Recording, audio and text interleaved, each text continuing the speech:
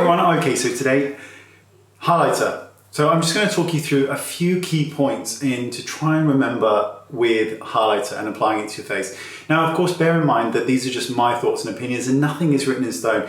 If you like how the highlighter looks, bloody great, go for it. It's just makeup. These are just my meandering thoughts. So let's make a start. The first one is that highlighter, the point of highlighter is to fake beautiful skin. That's really the point of it, to have that healthy glow.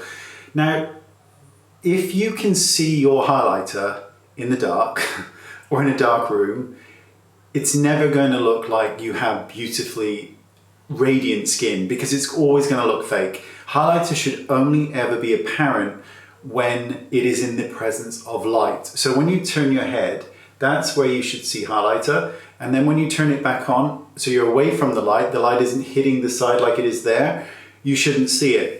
Now, that tends to be my motto with regards to highlighter because I just think that gives it, you then get this illusion of this beautiful light when you move your head in certain ways, and that looks so beautiful. The same with like nose highlighter, you should kind of see the highlighter as you move your head down, and then as it moves up, it should kind of disappear. And the other thing to think about with highlighter is that highlighters can reflect a dark shade. Now they may look light in the container, and I'm not sure if this is going to pick up on camera, but right here I applied some highlighter, and it was a very light shade, but because it has a slight reflect to it, it has given this dark indentation. At least I can see it here in the mirror. And that's something to think about when you're picking a highlighter. Swatch it on your wrist or your hand and then start to move it throughout the plane that you're going. So moving it in and out of light and shadow. If when it's in shadow, it looks darker, do not buy it or do not apply it to any area where there is a hollow. So some people, when they're applying their shimmering blushes or their shimmering highlighters, they're applying them and they're going into the natural contour of the face. You get this very peculiar look where this inner portion here has got this dark kind of metallic look to it, and then there's this real light here. It's very peculiar, so you kind of need to bear that in mind. The other thing is that when you're watching your favorite YouTuber apply highlighter, they may be applying it to a face shape that you don't have and in areas on the face that are flattering to them that aren't for you. And I've spoken about this before ad nauseum, but the tip of the nose highlighter, no one ever has ever said to me, I want you to make this part of my nose look bigger. No one's ever said that. And another one is, no woman has ever come up to me and said, see this here, this really bit, and Ray Morris speaks about this a lot. See this bit here, I want you to make it look really, really heavy. And that's what over application of highlighters in certain areas can do. Highlighting the brow bone is the most beautiful thing, but when you're really going at it on certain eye shapes, it can make this area look really thick and heavy. And unless you have the tiniest nose, most of the time we're talking about button noses and things like that, where you put a little bit of highlights there and it lifts the kind of nose and looks so beautiful.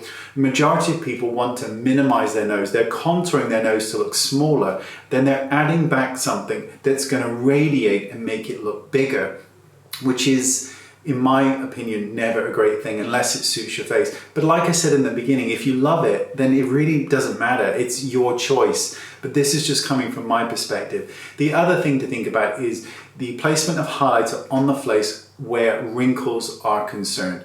So if you were to, say apply highlighter to your finger, especially if you're over the age of 12, if it emphasizes every single line on your finger, that's what's going to happen on any area of the face you apply it with intensity. So if you've got very wrinkled cheeks and you're going to apply highlighter there, it's going to make them show. But a really light, subtle wash is going to look beautiful. It's in how much you are applying it. Are you really going for it so that you're glowing in the dark? You know, you're extraterrestrial in the dark. If that's the case, then yes, it's going to make your wrinkles look more wrinkled.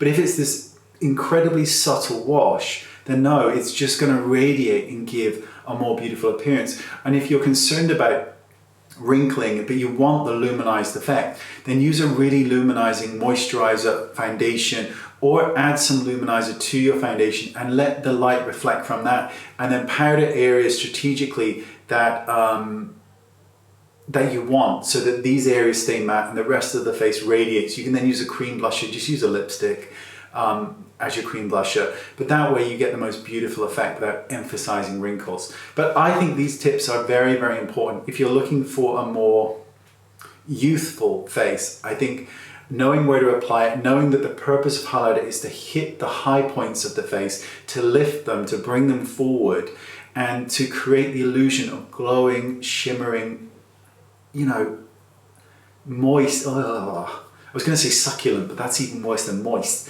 just gorgeous skin. And that's the point of highlighter. So there you go. Thanks for watching. All the information on some really good highlighters right down there in the description bar. And I'll see you next time. Yes, I will. Bye-bye.